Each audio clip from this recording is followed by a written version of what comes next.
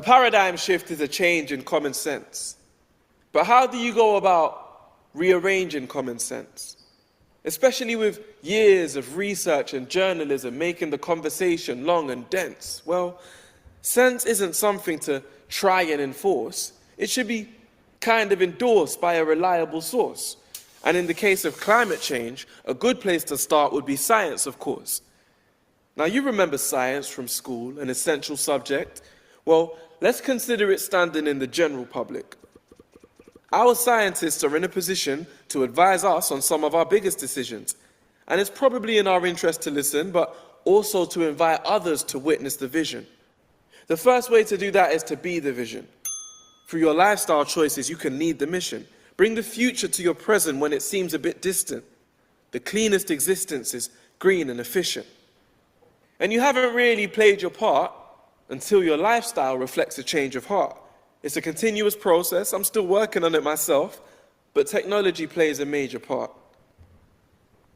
I'm trying to play my part as an artist, but all I do is write verses and harmonize melodies. Now, the point of us working together on this is that one of you knows how to decarbonize energy. So if you could consider that when making your plans, I'm happy to leave it in your capable hands. This is the solution government can't offer: ground level collaboration. Doesn't it sound better than having patience? Instead of sleepwalking into the governance trap, using our imagination to take initiative as a nation, which involves looking at our economic ambitions to ensure that, as well as earning ourselves more and banking ourselves more, we're actually doing things we're thanking ourselves for in the long run. Because a lucrative plan is a smart one, but a sustainable plan is a strong one.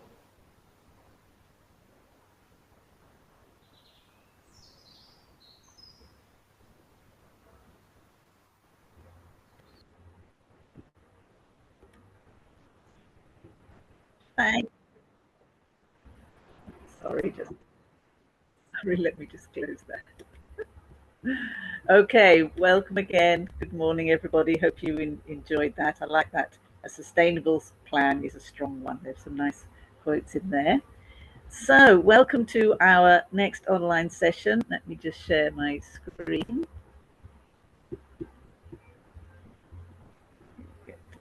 Beginning there.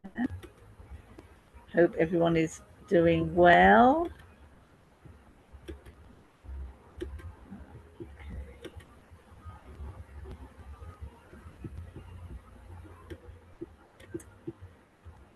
Okay, let me just go into presenter mode.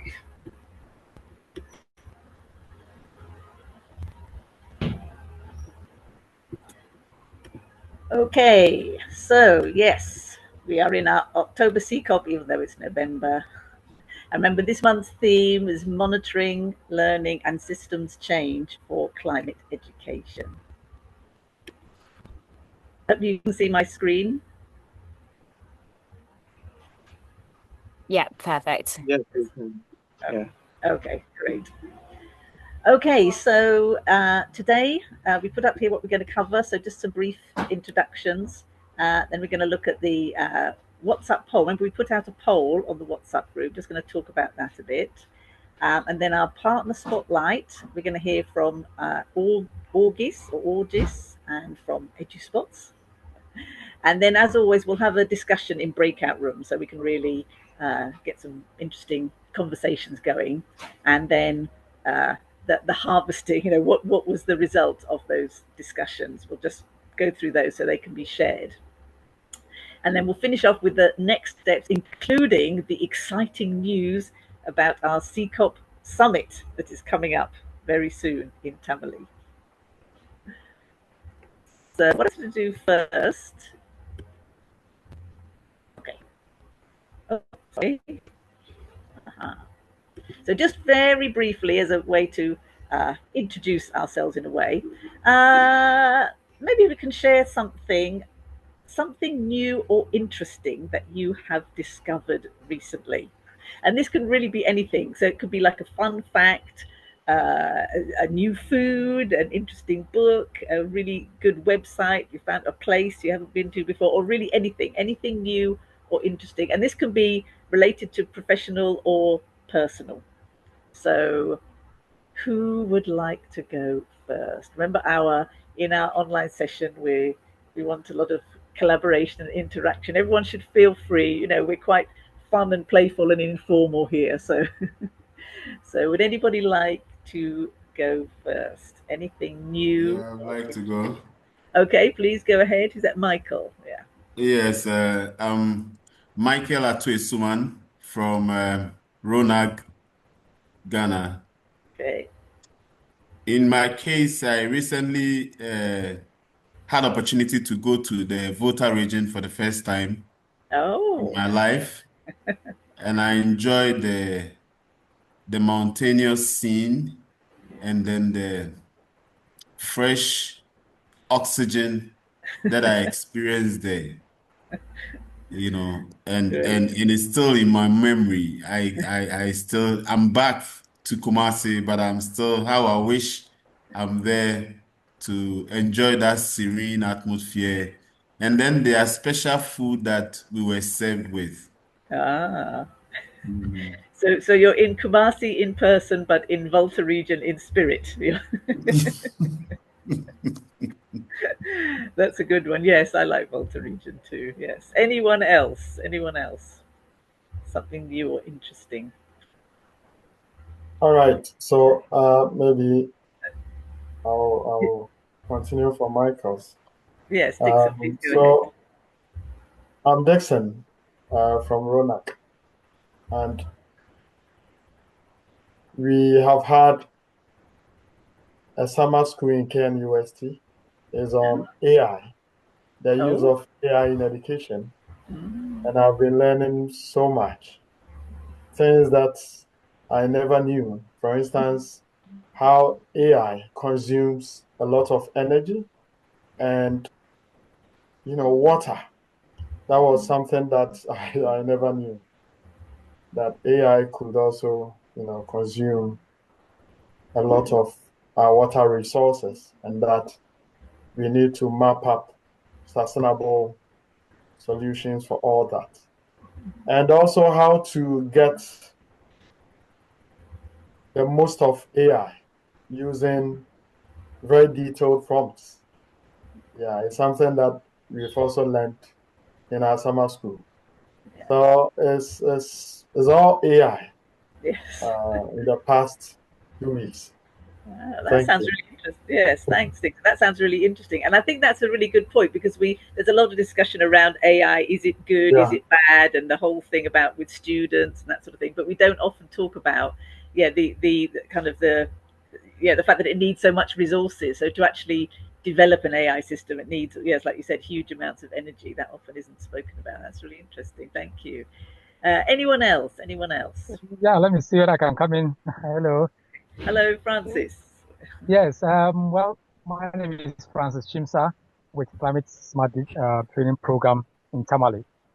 Interestingly, I was in the first some few weeks or a month ago. I was doing some research on native trees and then locals' indigenous knowledge. And the issue of locals understanding the effects of use of chemicals on crop production and its effects. So the locals now understand that climate, no, I mean, there's a residual effect of the use of chemicals on their plants. So, for example, they will want to use the leaves of a natural native tree like the Dawadawa, we call it Opacia or Dansonia, for vegetables than to use the leaves of the normal ground vegetables where they believe that they are cropping. So they believe that if you use the leaves of the tree for your vegetables, it is more secured and less contaminated with chemicals that they use in cropping than the ground one. So they will consume the leaves of the trees for their home consumption because they believe that it's more organic. But rather sell the vegetables that we grow, the lettuce, the cabbage for us in the cities to buy. So that's what is changing the community.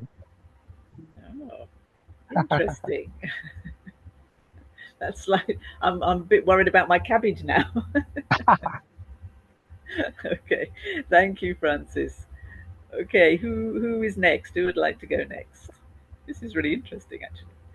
Yeah, just a very quick one from us. Hi, Raymond. Hi, everyone.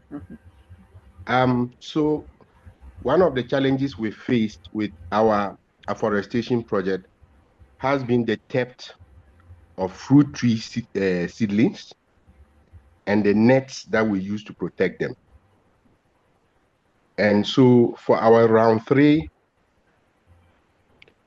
we came out with an idea that why don't we form 3 brigades in each partner school? And interestingly, we identified local community members living about half a kilometer radius from the school environment. And then, or gave them an orientation. And, one school, some community member had come to take the nets. Oh. Yes. And then also removed the mango and cashew seedlings. Oh dear.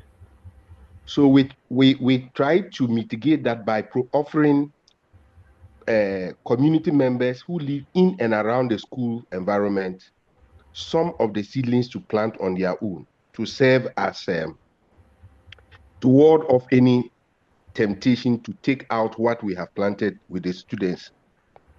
Interestingly, the 3 brigades were able to identify the culprit, and then took the person to the chief's house.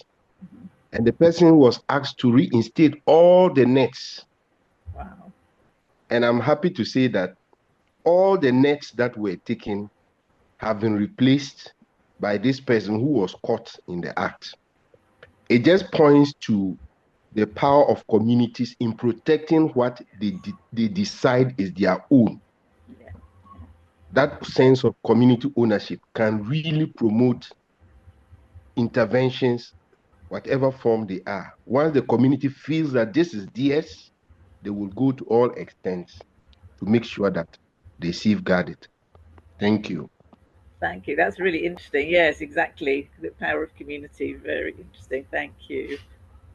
Anyone else? Anyone else? I'm happy to share one. So I'm currently based in Cape Three Point in the Western region. I don't know how many people have had the chance to visit this beautiful part of Ghana. And I think I've been very shocked to see the impact of Galumsi in like very directly in that here there's a very big Galumsi engagement in the communities around, and it's just so clear that all the yellow is all the rivers going into the sea is completely gold, and that it's led to fish just openly dying that you can see, and the alligators coming out of their habitats and similar. And I think having grown up in a town myself, just seeing the impact when one small change can impact a whole ecosystem in such a short space of time was really, really concerning. And just thought I would share that. I know people in this community know a lot more about Galomsi than me. Thank you, Kat. Yes, very concerning. Very concerning.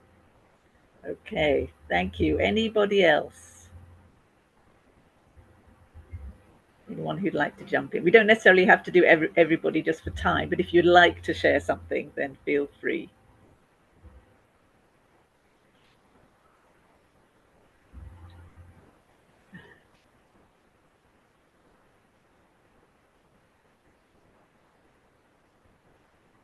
Because I should do one myself, I think. Well, actually, I was going to say, funny if I was also down at the place where Kat is. I was also there last weekend, and that was a first for me. So that was a new place I hadn't been before. But I actually also was going to change. We had a very interesting training session a couple of weeks ago about Google Workspace, and I had sort of thought that, oh well, I use that every day. I know what to do. I know everything about Google Workspace, but I was really surprised at all the things I learned, especially about the calendar, all sorts of different things I didn't realize you could do with the calendar, adding in your own tasks and, giving yourself like focus time so people don't disturb you at those times, all sorts of things. So sometimes even when you're using something every day, there can actually be lots of new features that you weren't aware of. That's good. Okay, so thank you everybody for your contributions, and let's move along. Oh, sorry, just keep skipping ahead. Apologies. Okay, I came across this quote. Oh, so remember, our theme this month or for October was all about monitoring, learning, and systems change for climate education. And I came across this quote that I really liked. So, not everything that counts can be counted, and not everything that can be counted counts. And I just really like that because I think it just talks about the challenges we have with monitoring. So there are some things that you can go off and collect the data, but is it really important? Hello, Is it Sarah. really I don't know whether eh, it's me or you were breaking a bit. I don't know whether it's my side or everybody can confirm. You were oh, breaking a sorry. bit in the past minute. You can try again. Okay, I sorry can about hear that. I can hear you okay, so I think hopefully others could, but I'm sure Francis would appreciate repeating. Okay, yes. Yeah, so this quote, not everything that counts can be counted, and not everything that can be counted counts. Just talks about the challenges we have with this whole area of monitoring, which is so important. There can be things which are quite easy to count or gather information, but is it really useful? And then the things we have to really think about: what is it we need to know? What is it we need to help develop our projects? But they're not always very easy to count or to evaluate. So uh, this whole system, Mel, is a very important one and not always an easy one.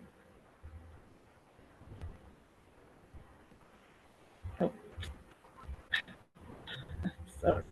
Oh, now I had a very nice photograph there. It seems to have disappeared. Apologies. So I just wanted to remind us of the poll in the WhatsApp group this month. We put out a poll asking what people were using to monitor the progress of your projects. And the numbers on the left there, those are the number of votes. So the collecting data, numbers, surveys, and so on, that had 11 votes. And thank you, everybody. That had a really good response to the poll. Really appreciate that. Very close to that was getting feedback from students, teachers, or community members. That was 10 votes. And then again, just slightly down with 9 votes, observing visible changes or stories of impact. And then again, a lower number there, measuring specific indicators or targets, which I thought was very interesting. So I'd really like if we could maybe have an example of each one. So we've had all these votes, so we know that you're collecting this information. Would somebody like to share an example? It can be just a very simple example of each one, maybe like the data that you collected, or the feedback, or the stories. Would anyone like to give an example from your own work? It can be something very simple. You can choose which one you want to give the example of, whether it's the data, the feedback, the observation, or the targets. All right, so for RONAC, we developed a pedagogical model that was implemented in a classroom setting with aligned activities. So what we did in assessing the learning was we developed classroom observation rubrics or checklists.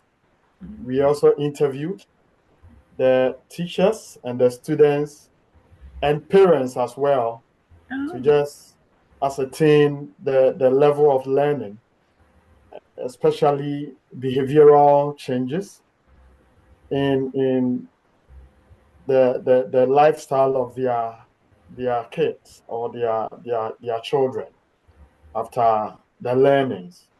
And aside that, we also administered adapted questionnaire that assessed the sustainability consciousness levels of students as well as their competence, sustainability competences. So we have those adapted skills which have been validated already. We also used pre-tests and post-tests with each of the items going through item, validation processes. just to ascertain their levels of learning and the impact of the learning. And I think aside all these, we also ensure that students keep a track of their activities through reflective journals and also portfolios, personal portfolios where they had kept all their actions and their learnings. So all these are some of the ways that we've used in assessing the level of learners and the actions on the part of students. But we've gotten feedback from teachers and parents just to track, you know, the behavioral patterns of students. So we are not leaving out parents. Yeah, thank you. Okay, thank you, Dixon. Wow, that sounds very comprehensive. Yes, I like that idea of bringing in the parents. I think sometimes they can be forgotten, especially if you're talking about school-based projects. And it's something in EduSpots we are starting to try and do more. In the past, we didn't do as much, and now we are starting to engage the parents a lot more than we used to. Thank you, that was great. Anyone else? So you can give just any example, of any of these different options: collecting the data, getting feedback, observing the stories, or measuring specific indicators. I'd be very interested in hearing about some of those, measuring any specific indicators or targets. But if you have something else you'd like to share, please go ahead. Hi, Sarah. Hello. And everybody.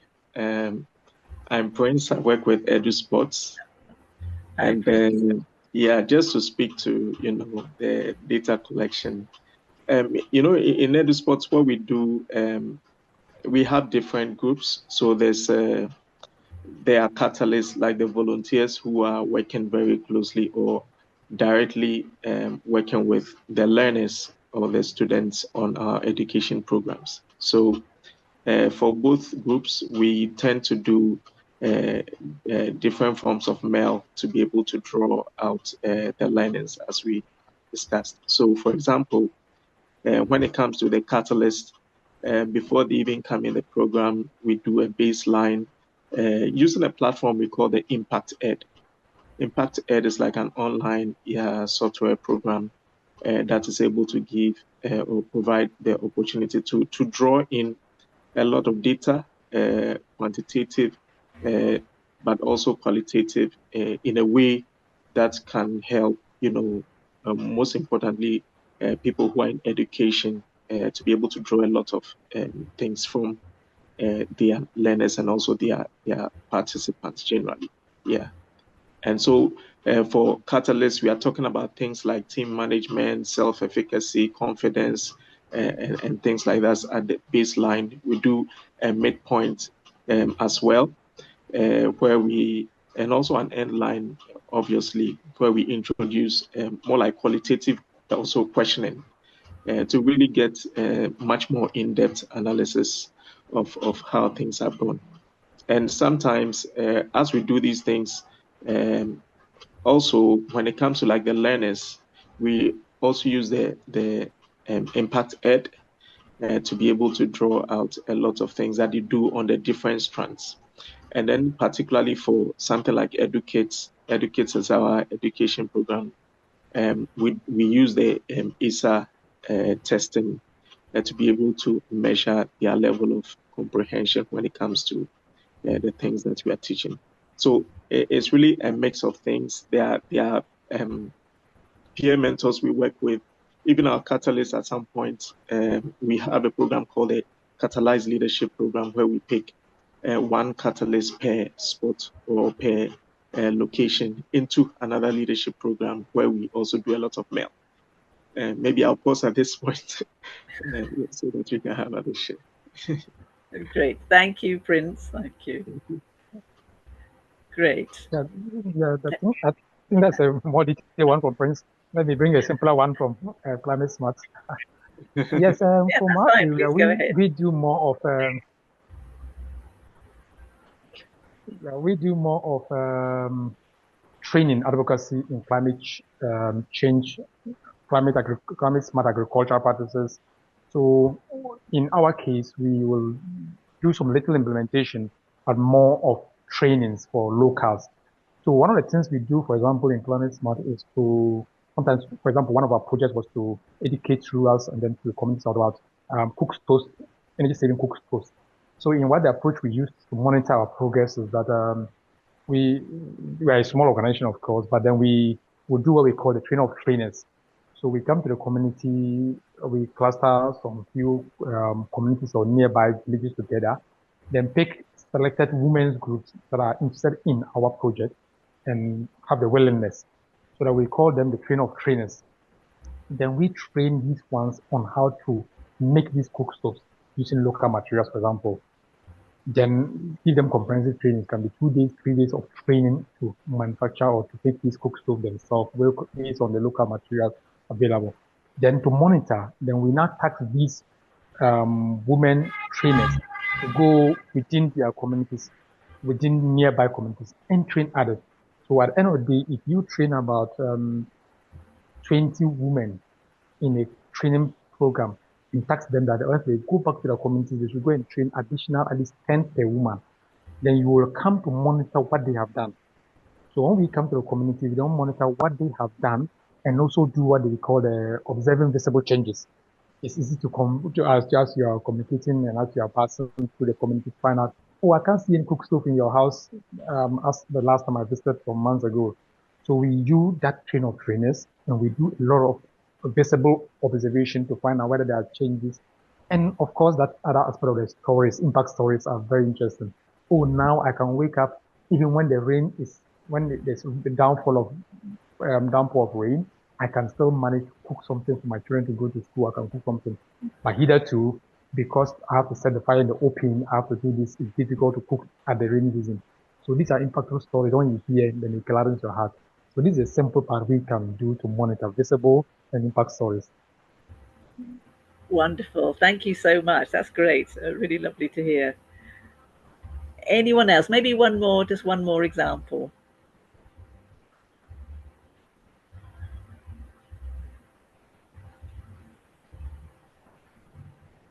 If Who no, would like to? Oh, yeah, if sorry, no one else is jumping in, maybe just a reflection. This is on the stories of impact that I'm sure, like all of you, it can be a bit overwhelming sometimes. All these different things we want to measure, all these quantitative things we're collecting.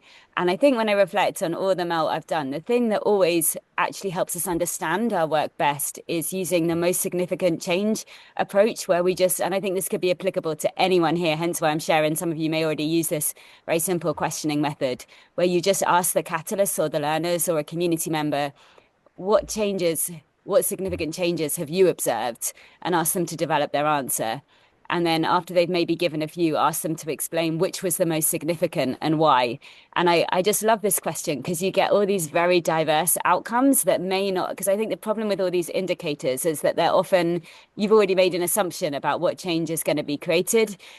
So you already like got a closed set of outcomes. Whereas with a sort of more open-ended, what was the most significant change question, you can find all these incredible ripples of change in different directions. And then when you ask them why was it significant, you also get that understanding from the community member, student, or teacher why it really mattered to them, which I think is sometimes a dimension that's missing from Mel. Is that, you know, really where is the community voice in this and what changes they care about? So just thought I would share that on the stories of impact one.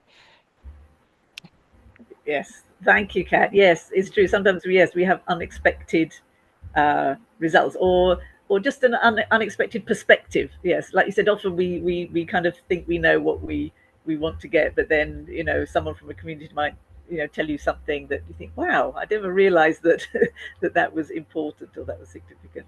Brilliant. Okay, thank you, everybody.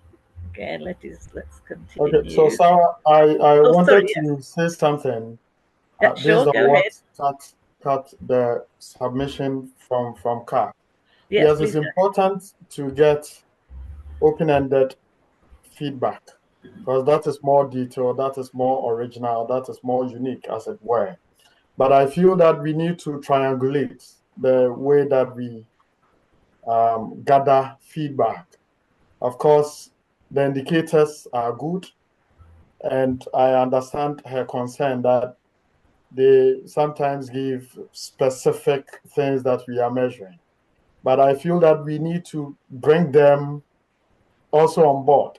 So if we do a mixed method, we approach it using a mixed method approach. I think that will be best. Like drawing from the qual and the quan, and then we can have a headway. So we shouldn't leave out the quantitative element too. Yeah. Thank you. Maybe just to assure you, Dixon, I think we're definitely aligned. I just think sometimes the most significant, the kind of stories can get lost in. I know we all like a lot of data at the moment, a lot of numbers, but definitely, and I think we can improve how you intersect the two and where you can find the trends. I think we can get a lot better at that. So definitely agree, totally. Thanks for the comment. Great.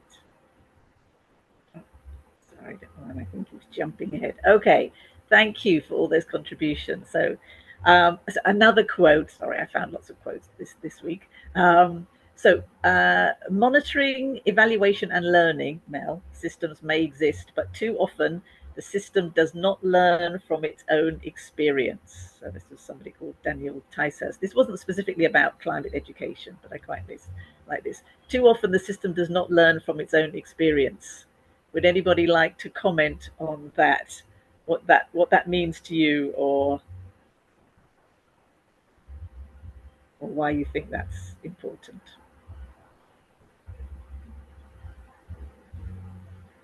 What does he mean when he's saying too often the system does not learn from its own experience? Would anyone like to speak on that?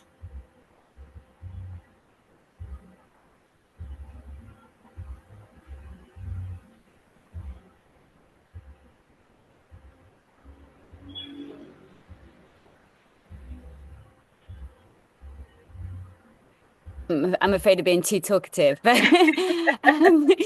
so people can silence me. Sarah's getting us critically thinking this morning. I think this is just maybe sometimes, that we set up frameworks that we don't always fully consider how they themselves need to change over time as our programs also adapt.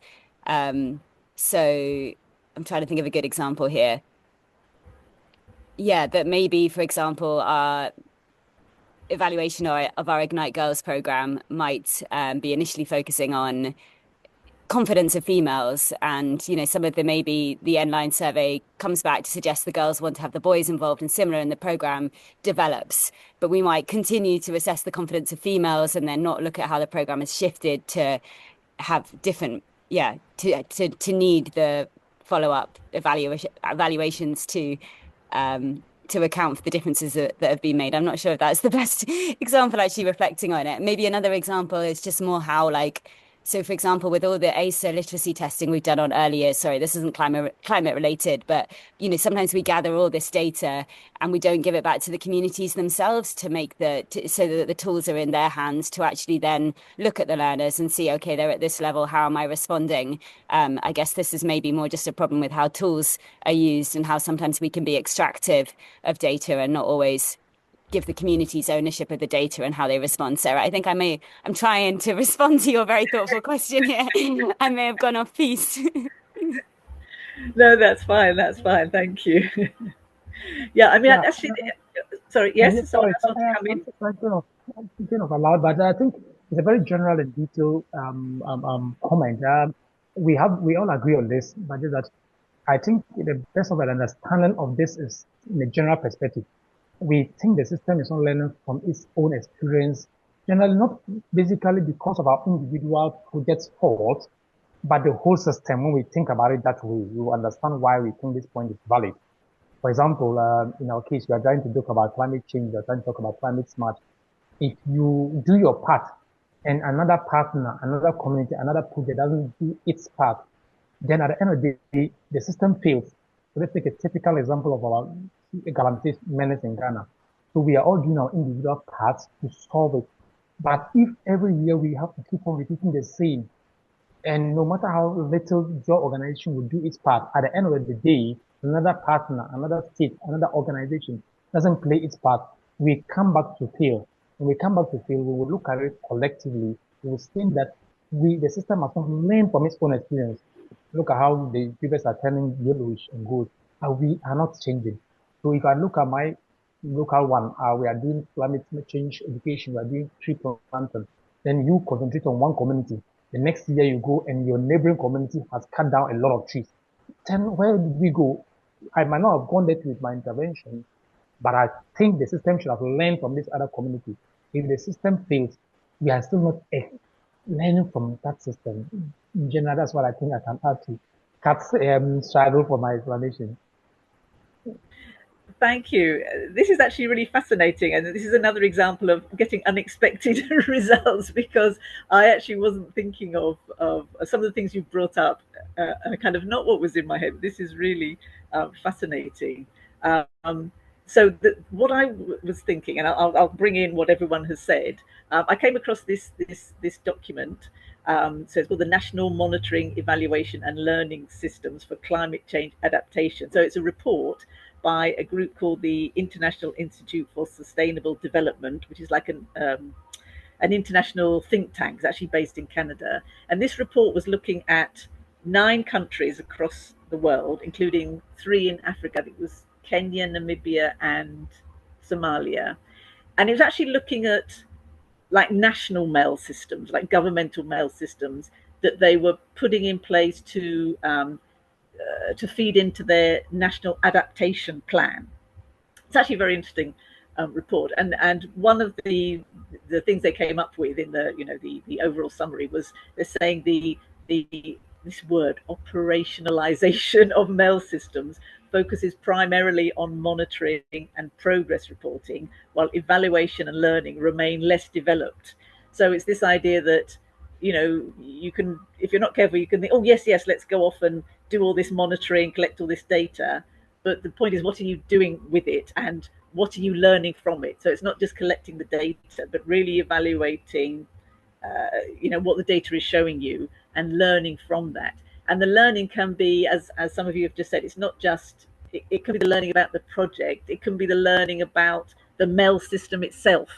That maybe we need to make changes to the mail system, maybe we need to make changes to the project, and also, as our last contributor said, maybe we need to think more about all the different actors involved and make sure we're thinking of the system or the community as a whole, rather than just in little silos. So yes, so monitoring, and then of course building on to the learning from that. Okay. So now we would like to listen to a couple of our partners. Sorry, I haven't got my. Is Linda from August in the room? Just wanted to check. I can't see the people at the moment. Linda, are you here? Yes, please, I am here. Fantastic. I'm following. Okay, no, it's just I can't see the participants at the moment. So yes, okay. So today we will hear from 2 different people: Linda from August and Prince from EduSpots.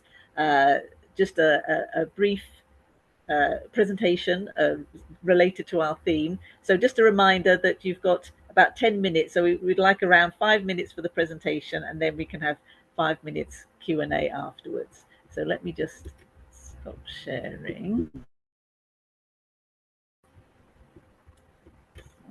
So Linda, I don't know do you have a presentation you wish to share? Okay, so I hope I can. Hi everyone. Hello. Yes, so I'm Linda from Odis, Ghana. I would like to share my screen. I'm coming, just a minute.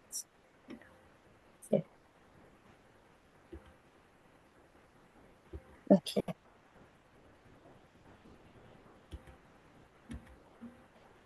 Okay. Wow, what did I just do? Please, I'm coming. I'm still. Yeah, we can see your screen, Linda. Okay. Okay. Okay, so today We are discussing monitoring, learning, and systems change for climate education. And I particularly picked my topic from strengthening capacity for climate resilient education systems. So climate education is not just about the change in environmental issue, but it's also a learning challenge. And around the world, communities that communities are beginning to adapt to new realities, and also education, which plays a critical role in shaping the community, and then also to make good analysis. So my presentation introduction. So this presentation will explore how monitoring and learning strengthen climate education, and also introduce concept of systems change and why it matters. So how we can integrate evidence, reflection, and adaptation in our work, and also highlight practical framework and tools for effective monitoring systems-based approaches. So the overview, understanding, monitoring, and learning in climate education, and then also introducing systems change approach, and then integrating monitoring and systems thinking. Then we talk about the tools and frameworks for NGOs and key lessons and recommendations. So the role of monitoring. So monitoring helps to track the progress and effectiveness of climate education programs. And it also provides data for evidence-based decision-making, for management, for other institutions. And also it helps identify challenges and opportunities early. And it strengthens accountability and transparency. So learning for climate education. It encourages reflection and adaptation among practitioners. And also it facilitates peer-to-peer knowledge, where peer-to-peer can exchange their knowledge on a particular thing. And it integrates community feedback for continuous improvement, promotes innovation through lessons learned. So what's a system change? So then system change is a holistic approach that addresses the root causes, not just the symptoms. And also it focuses on interactions between policies, institutions, and behaviors, and also encourages collaboration across education, environment, and policy sectors. It also builds resilience through adaptive and sustainable systems. Then why system thinking matters? So climate education operates within the complex social systems, and it helps NGOs design programs that influence the long-term change. It also identifies leverage points for scaling successful interventions, where you can measure the interventions within the community. It aligns local actions with national and global climate goals.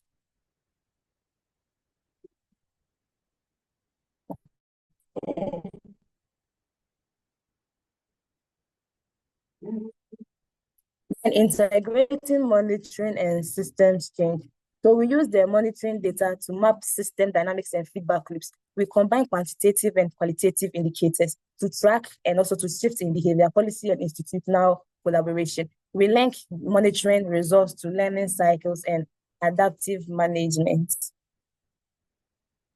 Then the framework and then the tools. So the theory of change and results framework, outcome harvesting, and most significant change, Then systems mapping and participatory monitoring, climate education scorecards, and community dashboards. Then the data collection approaches, the mixed methods, where we can use surveys, focus groups, and participatory workshops, mobile tools, and GIS mapping for real-time data collection, citizen science and youth engagement in data collection, then integration of the local knowledge with scientific data.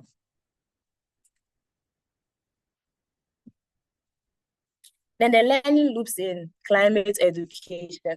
And then we have the single loop, which improve efficiency of existing processes. The double loop, the question underlying assumptions. Triple loop, redefine system goals and values. Continuous reflection.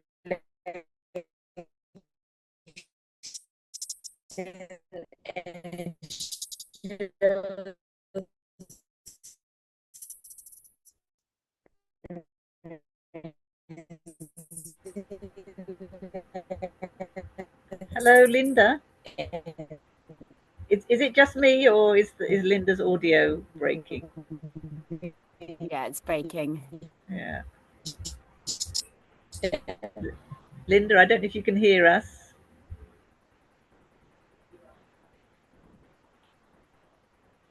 Hello, Linda. I think we may have a network problem. Then the case study approach, which builds capacity of farmers and youth in sustainability. Hello, yes, we can hear you now. It kind of broke. Oh, and she dropped off. Ah, yeah. Linda, are you still there?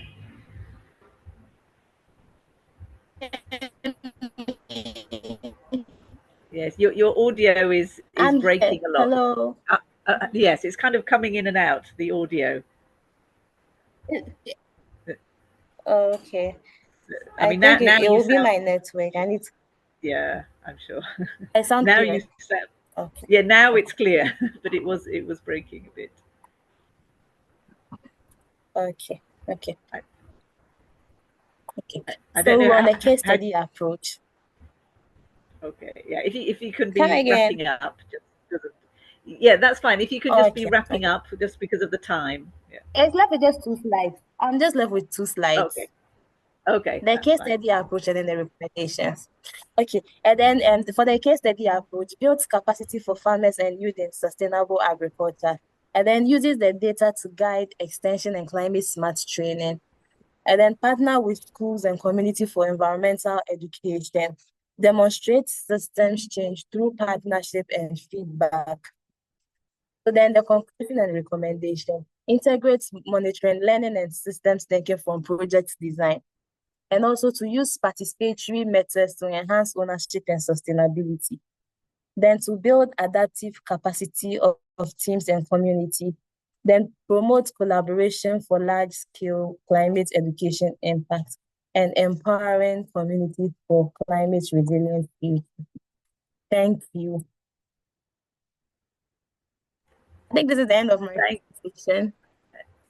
Thank you, Linda. So we didn't see the last 2 slides, but that's fine. If you can, at the end, if you can share your presentation with me, then I'll send it out to everybody. We saw all the others. Yes, please, I will. The last 2. Great. Thank you.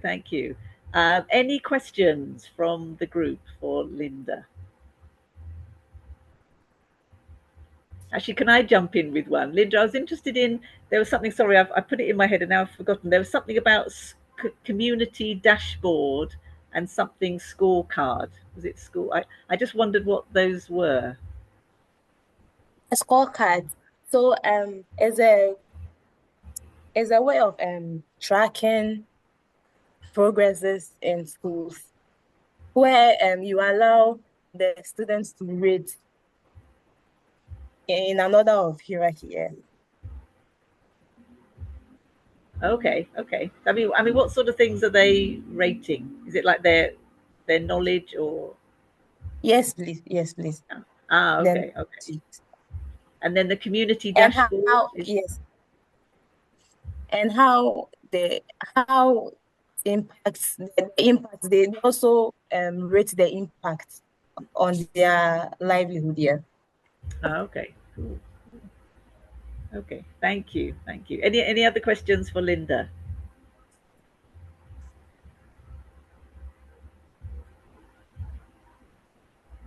I'm curious, Linda, to know more about the participatory methods you mentioned.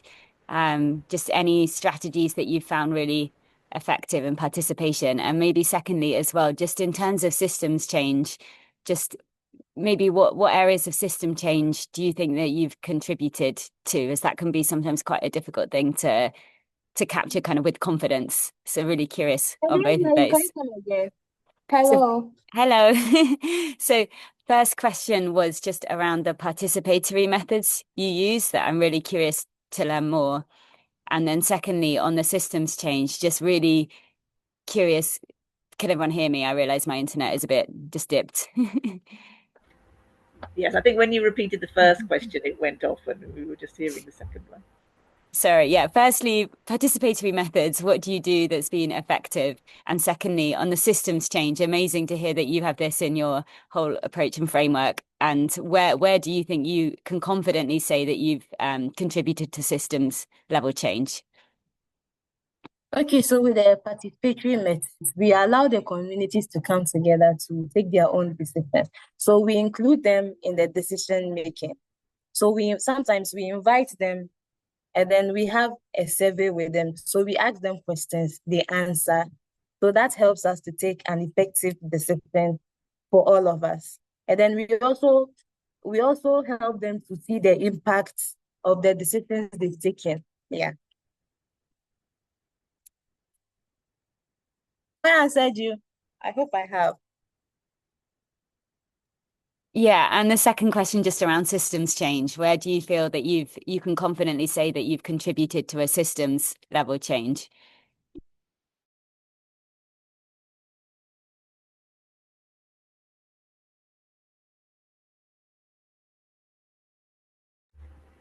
Linda, are you still with us? Oh, yeah. Yeah. Hello. I just realized I was muted.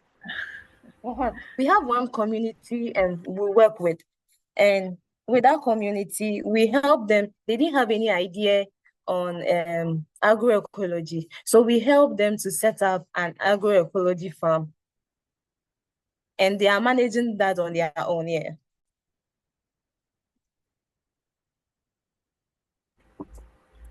Okay, great. Thank you, Linda. Thank you. I think for time, if we can move on to Prince. I think Prince, you're next up for your 5 minutes presentation Right. and then Q&A. Thank you, Sarah. Okay, so just like I think initially we were talking about the mail, Kat will help me with the screen, but I'll pick it up, speaking a little bit also deeper into the impact, as I mentioned, and how we are doing mail on this side. And then I'll end that with what we have introduced an app, and hopefully I'll get some thoughts from the room about how we can do even much more usage on the app, especially related to climate action. So like I mentioned, on the we do the mail for our volunteers, we do it for learners, and then for the volunteers, we have sections of them. We have what we call the catalysts, or we call all of them catalysts, but we have some who are on a special program, a leadership program, one from every community who come in as well. Generally, our collection of data has been very wide. We have what we do monthly coaching with Catalyst. We do quarterly visits to the spots and therefore take quarterly data from the spots. We do check-in calls, even one-on-one calls with mentors or with the volunteers. And that happen also more on a quarterly basis to make sure that we are in touch with all of them. There's a program tracking sheet where we are, as part of the program, because volunteers or the catalysts go through some challenges. They do monthly, more like engaging activities we call challenges. And after that, there's marking that is done. There's ratings that are done to indicate which one is first, which one is last, or I mean, in that kind of order. So there's a lot of data collection on our side. And if Kat is able to, yes. Yeah, so for example, what you are seeing is our programs tracking sheet. And for each of the the strands. And maybe a good time to mention that we for all our education programs, the key one that focuses mainly on things that are more climate eco related is our ecosystem, something we do for younger children or for primary or for GHS students. And in ecosystem, we are talking about it's really STEM plus things that are climate or environment related, making sure that they also become that much aware. So, and for most of the, or for the, what we have been, okay, Dixon. Yeah, thank you, Kat. So this is like the dashboard or the interface for um, the impact ed, which is very helpful. So that for each of the programs, as you can see, this is catalyzed. Catalyzes, like I mentioned, one volunteer per location picked or one catalyst picked into a leadership program. And then we are testing things like the sense of community. We are talking about teamwork, self-efficacy, and those kind of things, where we also do environmental action skills, as you can see much more on the baseline. So, and the impact the way it is helps us to be able to do the measurement more on the individual level, and you are able to really on the longer scale be able to do a lot of engagements or a lot of benchmarking in terms of all the data that is being collected. Yeah. Then, so the things that we do these days, we are not environmental, specialists. I know there are great people in this room. So we are here really to learn, to see how much more we can integrate, climate action and things into what we do. And like I mentioned, even though now our main education program for that relates to climate is the ecosystem. And the longer goal is to make sure that we integrate as much as possible climate action in everything that we do. So once in a while, even for the monthly challenges we do for our catalyst, they do things that are environment related and things like and all those things. Then it is the reason why we brought in an app, and the app is here to help us be able to consolidate all the data and make it easier for collecting or for collection. Because usually every quarter we have to we visit the communities, 50 communities, to be able to go there and then take data, engage them in all the service and things. But at least the app is our hope that we can do this remotely, where we can have even catalysts go on the app and then get putting data in there. So some of the things you are seeing are more like the inside the app, how we are able to also get some data on there. Currently, it's able to take when catalysts go to what we call spots, the spaces where we use for learning. We are able to measure even the time that they spend inside of the places, the learner hours. We are able to tell the books they are borrowing. We give grants. They are able to report on the grants on the app, so that we can track it from the back end. And so maybe this is where I would may want to draw from the room, having gotten this opportunity to share. Yeah, thinking about what we are doing with the app. If you have any ideas around how we can integrate some of the climate, action items, things we can do much more environmentally on the app in terms of taking data around that. So, for example, we do once in a while we do activities that are more climate related. But I guess my question is how can we effectively use the app to monitor such? So for a brief moment, I'll take the facilitation from Sarah and also throw this question to everyone here. Full feedback. I know I've run out of time. So if I can hear a few voices on what can we do better, it will really be helpful. Yeah, I think that the app is the features are very interesting, and I was just wondering, community members who are not digital literate, how we can bring them on board. That is the only challenge. I don't know the level of the user friendliness of the app too, whether in terms of do you need just a basic, you know, basic uh,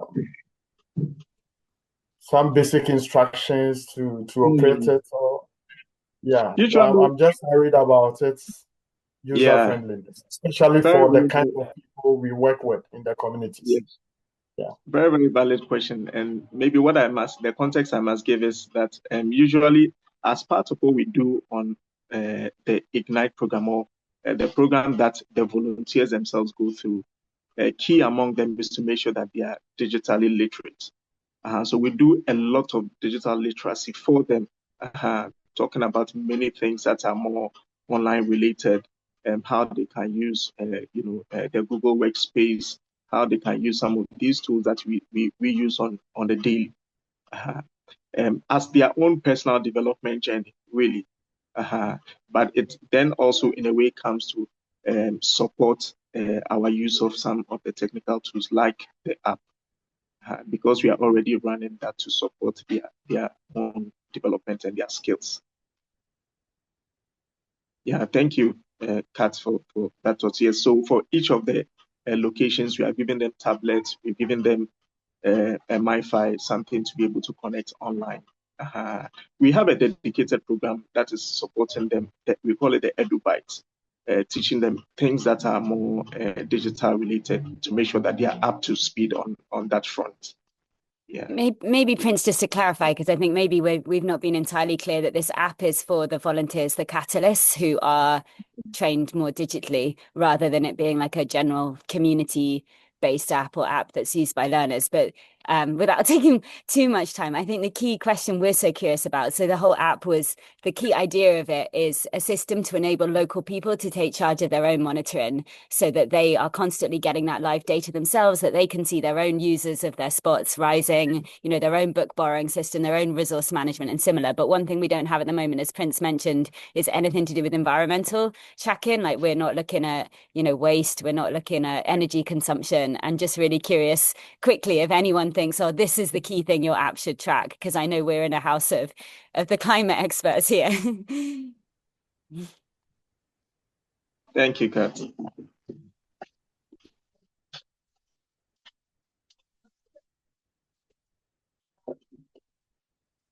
So any ideas? A quick one. Yes, I think when we get time to look at the component, I'm sure we could add our voice in terms of what it could capture. I believe we'll get to look at it into detail. But we are looking at it generally. So now that it's for the app is meant for the catalyst and those who are well trained at the office before they go to the field. I'm also wondering how when the catalyst needs to feed in data into this particular app. Is it offline? Is it has to do with online? What are the challenges that you meet when you are in the field and you have to apply or input on-field data directly? Yeah, so at the moment, the catalyst, so they provide the space to join the network. They come with a space more like a community library to join the program, and then we provide them, like you mentioned, the tools. So at least they have a MiFi, they have tablets to be able to connect online. And I must say that yes, we've come across challenges of where in places where the network is generally weak. And things like that. But the app is fully online at the moment.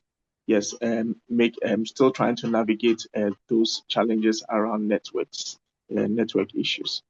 Francis, I hope this is helpful. Yes.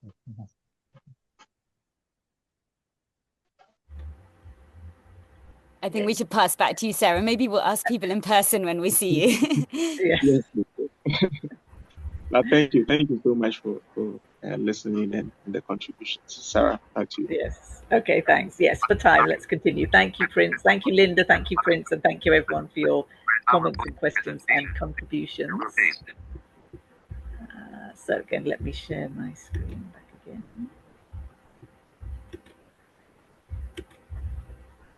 Okay, here we go. Okay, so yes, time for breakout rooms. So we can really get into some discussions. So we want to divide everyone into 3 breakout rooms. Sorry, Kat, could I ask you to, as your breakout room queen, would that be okay to organize people into 3 breakout rooms?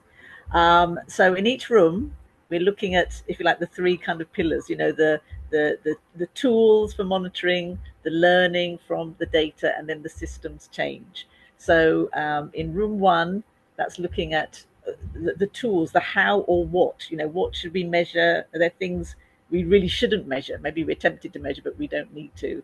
And just maybe some interesting things about how can we track things like mindset or behavior change, which is maybe not so easy as just, you know, collecting numbers to collecting data.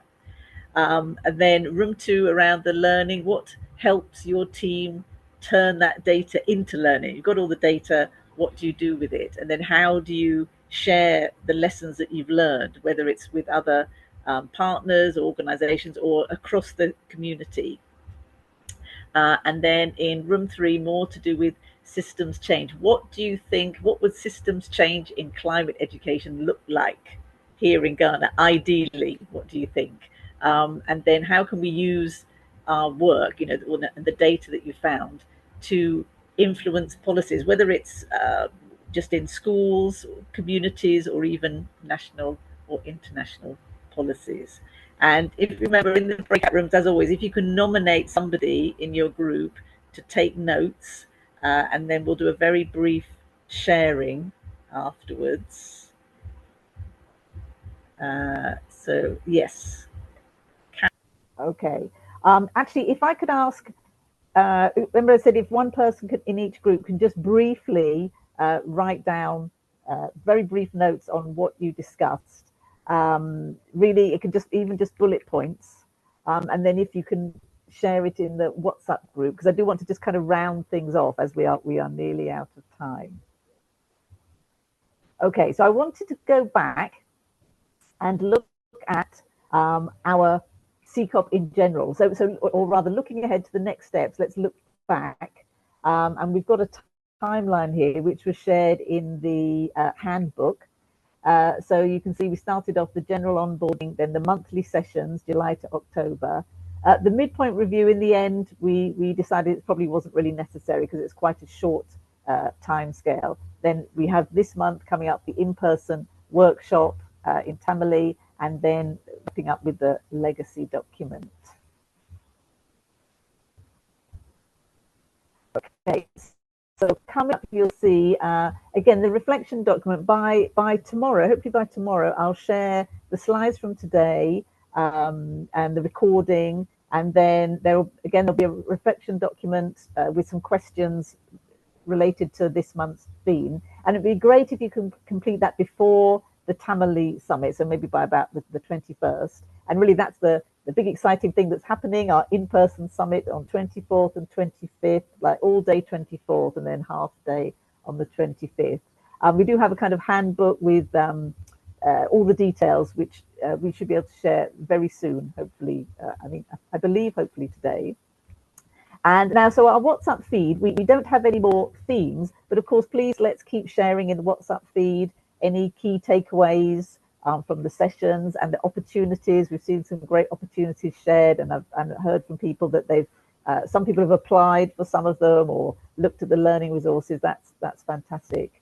And then because the overall outcome is this legacy document, you will be receiving things like feedback surveys and interviews and so on. Most of these will actually happen at the summit in November. So we'd again just ask for everyone's contribution, because the whole point is to gather all the amazing knowledge from this group and take it forward to help with programs in the future. And again, just wanted to briefly look back at the aims of this whole community of practice. Again, this is in the handbook. And I think what's wonderful is if we look at this, you know, we've seen this happening already, building capacity, fostering collaborations, developing or sharing and developing resources, strengthening applications for future, you know, like grant funding and so on. Establishing that we have a lovely network established here already. And then also we want to, of course, document all our learnings. And this also feeds into the expected outcomes. So strengthen delivery capacity among these participating organizations. And I'm sure you'll all agree we've learned so much from each other and will continue to do so. So this is going to help all of us going forward.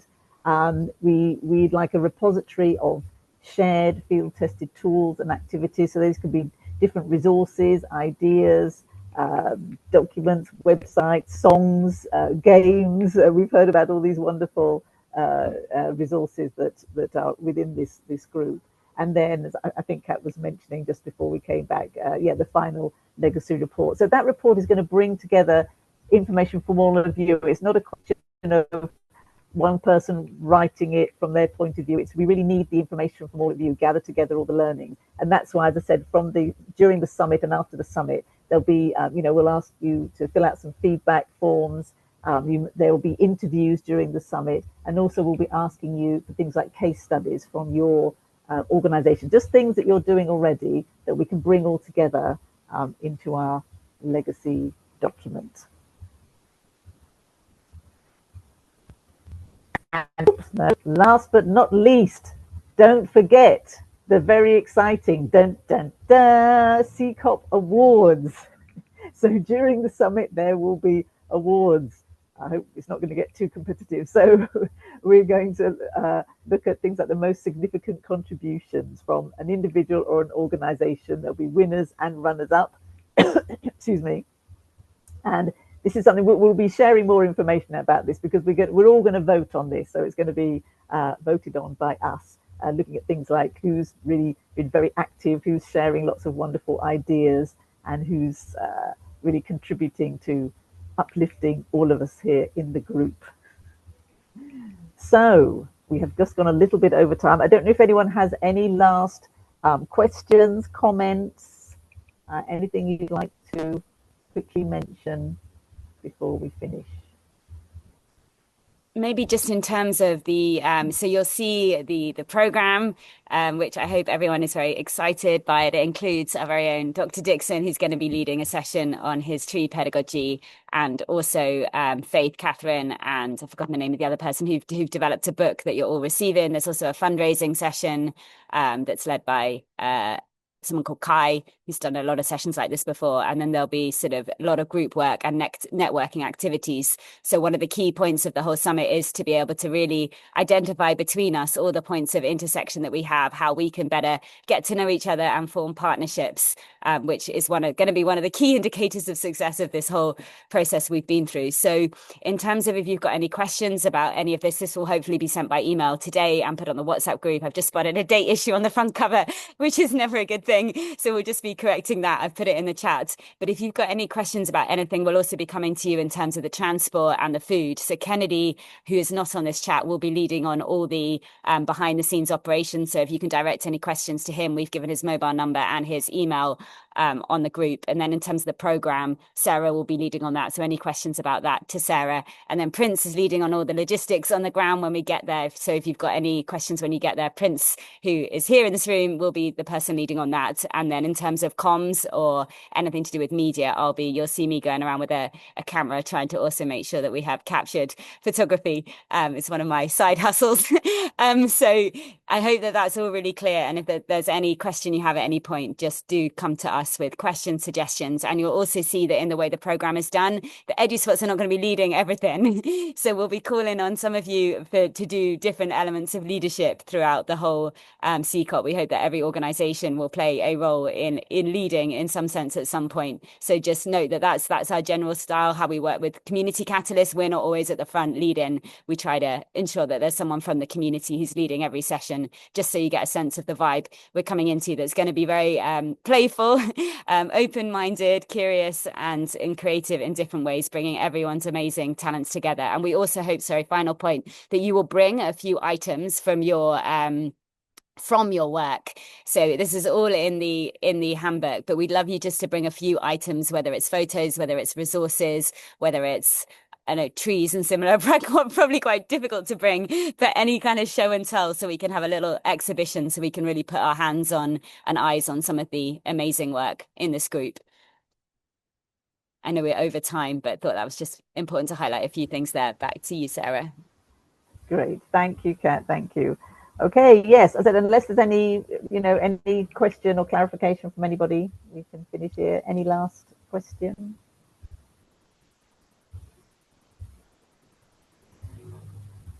Okay, so